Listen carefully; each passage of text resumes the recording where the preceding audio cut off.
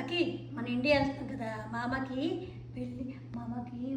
పెళ్ళి సెట్ అయింది, వెడ్డింగ్. అయితే మామకి వైఫ్ వస్తుంది కదా, wife that means you have to call or అత్త. సో మనం పెళ్ళికి వెళ్తాం కదా, పెళ్ళి అయిపోయిన తర్వాత every day you have to behind of her, you have to be so nice to her. అర్థమవుతుందా? You have to be so nice to her. అత్త అత్త అత్త అత్త అంతే కాదు. ఎందుకు అనుకుంటున్నారు? We have to welcome the girl in our house.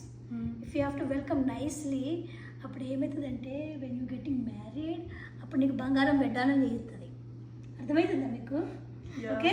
So ఈసారి నుంచి మా అమ్మ గిఫ్ట్ ఇవ్వడు, అత్త గిఫ్ట్ ఇస్తుంది. So you have to be nice to అత్త. What you have to say? అత్త అత్త అత్త అత్త అత్త అని తిరుగుతూ ఉండాలి. అర్థమవుతుందా మీకు? మళ్ళీ చెప్పండి అక్కడ, మర్చిపోకండి. ఓకేనా? You have to be nice to అత్త.